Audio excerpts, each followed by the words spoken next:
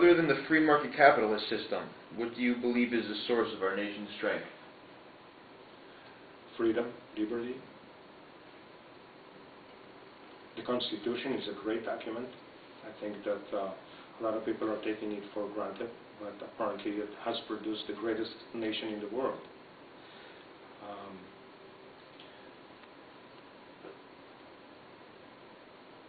Being around the world a lot, being a newcomer here, so very often I think that there are a lot of people here in America that are taking freedom and liberty for granted. I just had, 2 or 3 days ago, I had a discussion, because I come from a country like Israel. There was a discussion about what is the purpose of America in the Middle East? What's the position of America in the Middle East? And there were some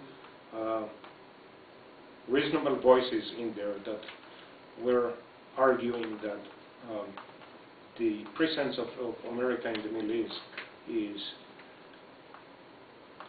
only for the purpose of protecting the Jews. And I thought about it for a while, and I realized that a lot of people here in America don't understand that Americans or sometimes take initiatives in other places in the world for the purpose of protecting freedom. It's not about protecting the Jews or protecting Muslims or protecting Christians or protecting Buddhists or Hindus. It's about protecting a way of life, which is, in my view, it's the most precious asset that I have. My ability to sit in front of you and have a debate or have a discussion and have the ability or have the privilege to speak my mind. There are many, many, many other countries in the world that this kind of happening or this kind of event will never happen for the reason of denial of the freedom of speech, for instance. So I think that freedom is very, very important. Liberty is very important. Free markets, efficient government. What a lot of people, probably you also look at it more from a smaller government. I'd say if the government become efficient, it will be small, or it will become automatically small. If the government is efficient and small, it will also promote free markets, right? And the free markets, as a result, will promote low taxes or minimal taxation.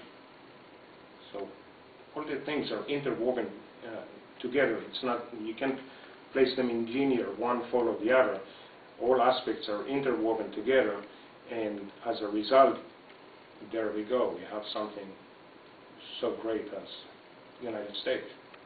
Okay? Free markets, efficient government, minimal taxations, freedom of speech, and all these things together. And now, if you ask me, I think that we have fallen back in the last 2, 3, 4 decades, and it's now time to, and that's why you see this, the people are starting to rise up and express their own opinion because they had enough, because we have been falling back. All of a sudden, government is not as efficient as it used to be. Another point about your question about the entitlement programs, it becomes in bed with big corporations. So freedom is not as much freedom as we thought it was. Democracy is not as much democracy as we thought it was, specifically with the latest Supreme Court decision concerning the freedom of speech, allowing big corporation to contribute as much as they want to political campaigns. I think that this was the wrong decision, because a corporation is not a person. When you read the Constitution, the most important sentence of the Constitution is, "We the people of the United States." Anything below that is an expansion of that sentence. Goldman Sachs is not a people. It's not a person. It shouldn't have the same rights as you, or you, or you, or you, or I, in my opinion. What do you believe the federal government's role is in the regulation and funding of abortion, gay marriage, and medical marijuana?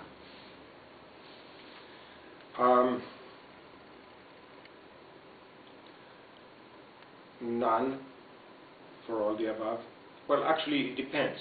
When you talk about marijuana, for instance, we are having a big problem to the south of us with Mexico.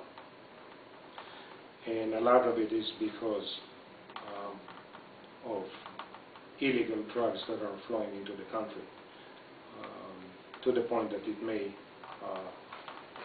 it is already a big problem, but there are some talks that maybe Mexico is becoming slowly, or has the potential to become a failing state. When it comes to marijuana, for instance, there are a lot of people that are advocating legalizing marijuana, and by doing that, having a better control on what's exactly going on within this market. And in addition to it, of course, there is the potential for additional taxes or additional revenues through taxes. I don't think that the government has any place in regulating abortion. And I'm a staunch advocate of gay rights. I see a lot of people within that group that are very productive and very constructive to our society, yet they get to be deprived from basic rights that you and I and everybody else has. And I think that that's wrong.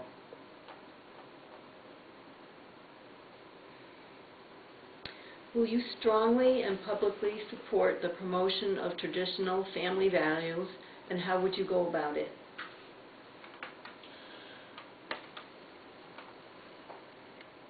Now we have to first define what is traditional family values, because that varies a lot from one faith to the other, right?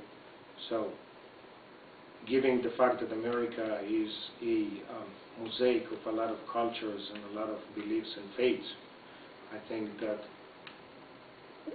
there should be minimal interventions, or the least the better, in terms of advocating or dictating to various people how to define their own family values, because it's different from one tradition to the other, one faith to the other. And again, going back to the gay rights as well, I think that do we need a special definition for that as well? I don't know. Maybe we should. Or maybe we should just leave it alone. I think that you and I and everybody around here are adults. We are capable, or we should be capable, of making common sense and making our own decisions in appropriate manner, in a civilized manner, without hurting anybody else.